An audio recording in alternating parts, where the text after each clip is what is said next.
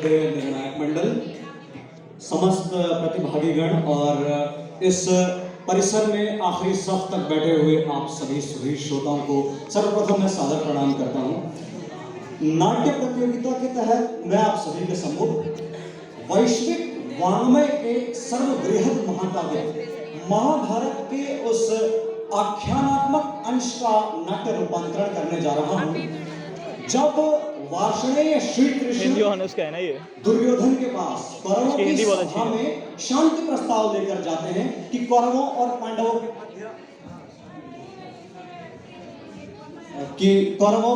पांडवों के मध्य पारस्परिक कलह समाप्त हो जाए।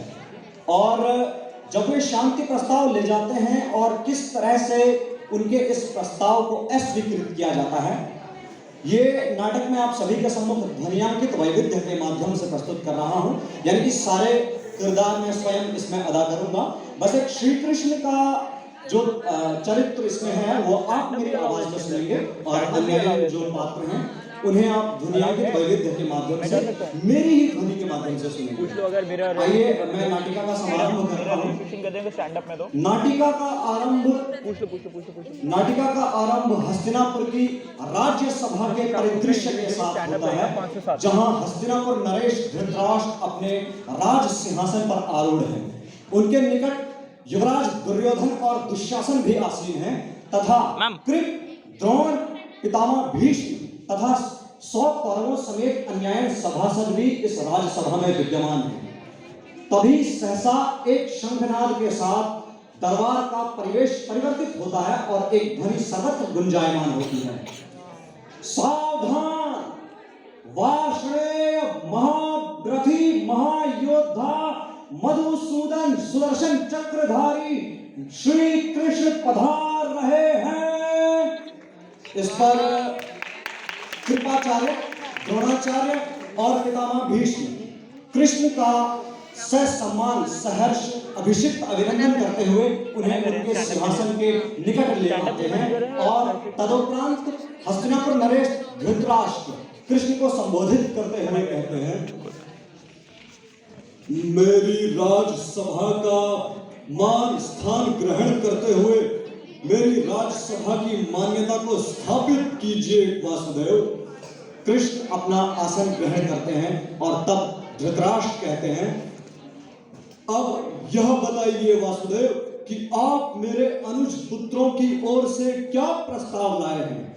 इसका प्रत्युत्तर देते हुए कृष्ण कुरुक्षेत्र की कुरुसभा की उस मध्य क्षेत्र में प्रवेश करते हुए कहते हैं, गंगापुत्र भीष्म को प्रणाम करने के उपरांत सर्वप्रथम मैं यह निवेदन करना चाहता हूं कि मैं किसी की ओर से नहीं आया हूं और किसी का भी प्रस्ताव नहीं लाया हूं। मैं स्वयं की ओर से आया हूं और अपना ही प्रस्ताव लाया हूं, किंतु यह विश्वास अवश्य दिलाना चाहता हूं कि जो कुछ मैं स्वीकार कर लूंगा उसे स्वीकृति प्रदान करने में पांडव संशय कदापि नहीं करेंगे। हे महाराज, शांति कोई प्रस्ताव नहीं है जिस पर वाद विवाद किया जा सके, और इसलिए आपसे अनुरोध है कि इंद्रप्रस्थ पांडवों को लौटा दीजिए महाराज। शांति हर युग की आवश्यकता है और आप धर्म ध्वज रक्षक हैं। आपके पास इतिहास की धरोहर है और मर्यादाओं का निक्षेप है। इसलिए हे वृद्ध नरेश, जिससे पहले कि आप प्राण त्यागे, कुरुवंश को शांति की ओर ले चलिए, शांति की ओर ले चलिए। इस पर पितामह भीष्म कृष्ण को संबोधित करते हुए कहते हैं, युद्ध तो कदाचित कोई नहीं चाहता है वासुदेव। कृष्ण इसके प्रत्युत्तर में कहते हैं, युद्ध यदि कोई नहीं चाहता है तो फिर कदाचित जैसे शब्दों को आज इस राजसभा से निकाल दीजिए पितामह, क्योंकि कदाचित जैसे शब्दों की छाया में शांति की बात नहीं की जा सकती है। इसलिए कुरु वंश को शांति के मार्ग पर ले चलिए। इस प्रस्ताव को प्रस्तुत करने के उपरांत कृष्ण अपने सिंहासन पर बैठ जाते हैं और क्रोधाभिभूत होकर दुर्योधन उनके सम्मुख आता है और रोषमय वाणी के साथ यह उद्घाटित करते हुए कहता है, वासुदेव, मुझे यह शांति प्रस्ताव स्वीकार नहीं है। जिस पर पितामह भीष्म उसे समझाते हुए कहते हैं, जरा सोच तो लेते पुत्र, दुर्योधन प्रत्युत्तर में फिर रौद्र रूप धारण करते हुए कहता है, इसमें सोचना क्या है पितामह, शर्त के अनुसार उन पांडवों को 12 वर्ष का वनवास स्वीकार कर लेना चाहिए था और वे मुझसे मेरा राज्य मांग रहे हैं।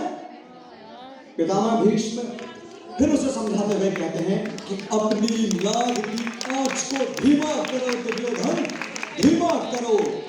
जिस तरह एक लकड़ी वृक्ष को काट डालती है, उसी प्रकार व्यक्ति का अहंकार भी उसे नष्ट कर देता है। और द्रोणाचार्य इस कथन का समर्थन करते हुए कहते हैं, और यह भी देखो वत्स कि वासुदेव मित्र की भाषा बोल रहे हैं।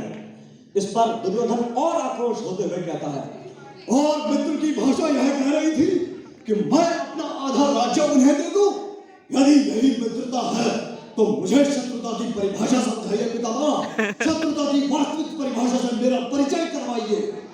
कृपाचार्य इसके प्रत्युत्तर में कहते हैं कि शत्रु जो किसी योद्धा को अनुचित युद्ध के लिए भड़काए, जो कुछ भी वासुदेव ने कहा है वही धर्म है। इस पर दुर्योधन पुनः एक आवेगमय वाणी में फिर यह कहता है कि इंद्रप्रस्थ मैं कदापि नहीं दूंगा कुलगुरु। हाँ, यदि वासुदेव के पास अन्य कोई प्रस्ताव हो तो मैं उस पर विचार कर सकता हूं। कृष्ण फिर समझाते हुए कहते हैं कि आप सभी दुर्योधन के शुभचिंतक हैं, इन्हें समझाइए। भरत वंश के भविष्य को एक नासमझ योद्धा की महत्वाकांक्षाओं पर बलि नहीं चढ़ाया जा सकता है। और यदि प्रस्ताव की ही बात है तो मेरे पास एक अन्य प्रस्ताव है। अगर दुर्योधन इंद्रप्रस्थ रखना चाहे महाराज तो रख ले, लेकिन वो पांडवों को 5 गांव दे दे, केवल 5 गांव, अवस्थल, वर्गास्थल, वारणाव्रत, मकांदी और एक अन्य कोई गांव, केवल 5 गांव महाराज। दुर्योधन इस प्रस्ताव को भी सदंभ नकारते हुए कहता है, 5 गांव और वो भी उन पांडवों को। मैं इस भरी सभा में दृढ़ निश्चय होकर अपना यह अड़िग निर्णय सुनाता हूं कि चाहे इधर की दुनिया उधर हो जाए, लेकिन मैं उन अयोग्य, असहाय, निर्गंध, निर्लज और जड़बुद्धि पांडवों को एक सुई की नोक जितनी भूमि भी नहीं दूंगा।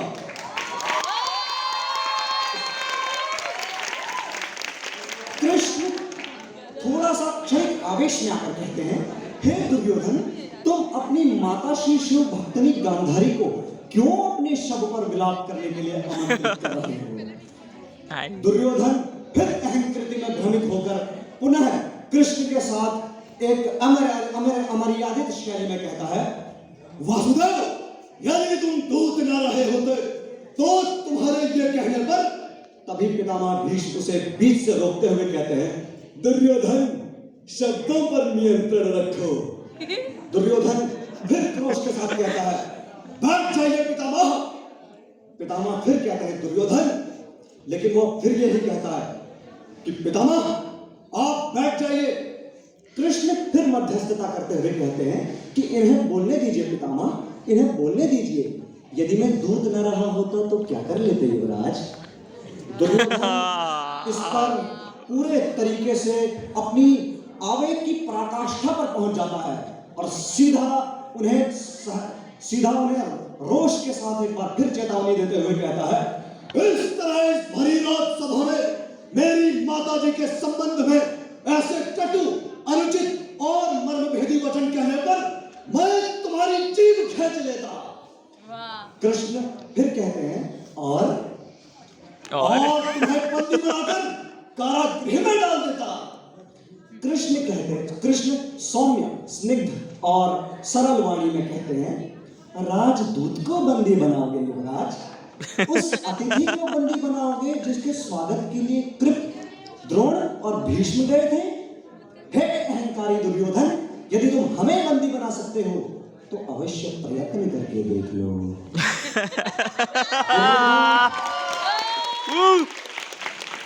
दुर्योधन क्षणिक उद्वेग में आकर सभी सैनिकों को अनुमति देता है, सैनिकों, बंदी करा लो इस दुस्साहसी वाले को और डाल दो कारागृह में। सैनिक कृष्ण के निकट आते हैं सैनिक जंजीर लेकर आते हैं, उन्हें बांधने का प्रयत्न करते हैं, लेकिन एकाएक कृष्ण अपना स्वरूप विस्तृत करते चले जाते हैं। उनके शरीर से एक दीपित प्रकाश पुंज सर्वत्र अवलोकित होता है और सभी सैनिक मूर्छित हो जाते हैं। हरि ने भीषण हुंकार किया, अपना स्वरूप विस्तार किया, डगमग डगमग दिग्गज डोले, भगवान कुपित होकर बोले, जंजीर बढ़ाकर साध मुझे, हाँ दुर्योधन बांध मुझे। ये देख गगन मुझ में है, ये देख पवन मुझ में है, ये देख गगन मुझ में है, ये देख पवन मुझ में है, मुझ में विलीन झंकार सकल, मुझ में है संसार सकल। दृढ़ हो तो दृश्य अकांड देख, मुझ में सारा ब्रह्मांड देख। चर अचर जीव जग, चर अचर जीव जग, क्षर अक्षर नश्वर मनुष्य सुर जाति अमर।